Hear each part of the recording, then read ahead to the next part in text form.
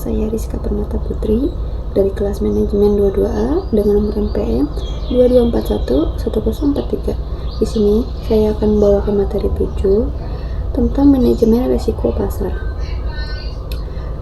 Yang pertama, pengertian dari manajemen risiko pasar.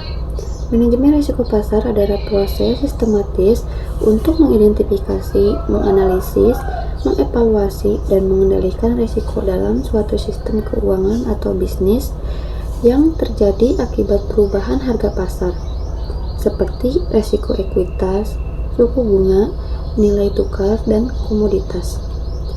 Tujuan dari manajemen risiko pasar adalah untuk menyediakan informasi mengenai risiko kepada pihak regulator, meminimalkan kerugian dari berbagai risiko yang akan unkontrol, agar perusahaan tetap hidup dengan perkembangan yang berkesinambungan.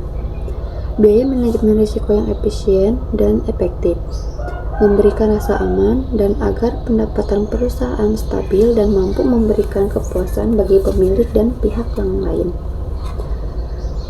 Terdapat jenis-jenis manajemen risiko. Yang pertama, risiko ekuitas.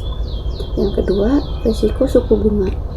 Yang ketiga, risiko nilai tukar. Yang keempat, risiko komoditas. Dan yang kelima, risiko harga pasar saham. Tujuan dari manajemen risiko pasar.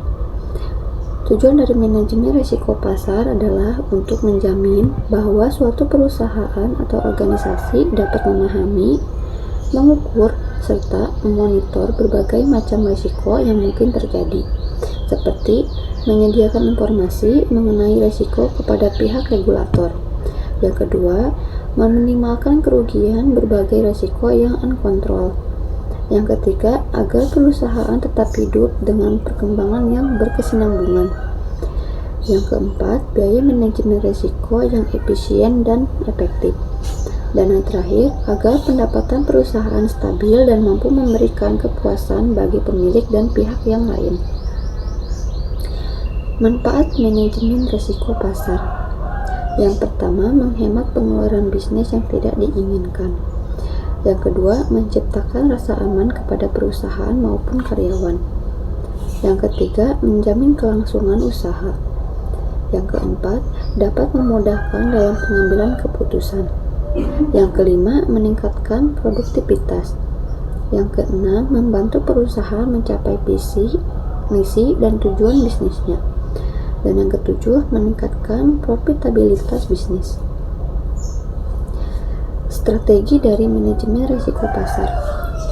Terdapat 4 strategi. Yang pertama, strategi transfer, yaitu memindahkan risiko kepada pihak lain, seperti pihak tertanggung dalam kontrak, pihak asuransi, atau pihak keluarga.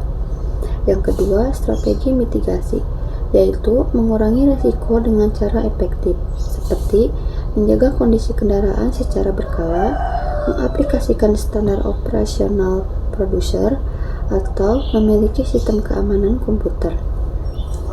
Yang ketiga, strategi stop loss, yaitu membatasi potensi kerugian dengan cara yang efektif, seperti mengatur batas kegunaan dana atau mengatur batas harga pasar yang baru. Dan yang terakhir, strategi teknologi informasi, yaitu menggunakan teknologi informasi untuk mengurangi risiko, seperti menggunakan sistem informasi yang efektif dan terintegrasi. Tindakan-tindakan manajemen dari risiko pasar. Yang pertama, identifikasi risiko. Memulai proses manajemen risiko dengan mengidentifikasi risiko yang akan dihadapi perusahaan. Risiko dapat berasal dari berbagai sumber, seperti perubahan harga pasar, perubahan kebijakan, perubahan lingkungan, dan lain sebagainya. Yang kedua, menganalisis risiko. Setelah identifikasi risiko, maka langkah selanjutnya adalah menganalisis risiko. Analisis risiko melibatkan menentukan kemungkinan dan tingkat kerugian yang mungkin terjadi jika risiko itu terjadi. Yang ketiga, penilaian risiko. Setelah menganalisis risiko, maka langkah selanjutnya adalah penilaian risiko. Penilaian risiko adalah proses untuk menentukan tingkat risiko yang akan dihadapi perusahaan. Penilaian risiko dapat dilakukan dengan menggunakan metode quantitative price analysis atau qualitative price analysis. Pengendalian risiko pasar. Terdapat dua pengendalian dari risiko pasar. Yang pertama, pengendalian risiko pasar dapat dilakukan melalui pengendalian risiko operasi, pengendalian risiko finansial, pengendalian risiko keuangan, dan pengendalian risiko teknis. Yang kedua, pengendalian risiko operasional mengacu pada pengendalian risiko dalam kegiatan operasi. Pengendalian risiko finansial mengacu pada pengendalian risiko dalam kegiatan finansial. Pengendalian risiko keuangan mengacu pada pengendalian risiko dalam kegiatan keuangan. Dan pengendalian risiko teknis mengacu pada pengendalian risiko dalam kegiatan teknis. Mungkin sekian yang dapat saya sampaikan. Wabillahi taufiq wal hidayah. Wassalamualaikum warahmatullahi wabarakatuh.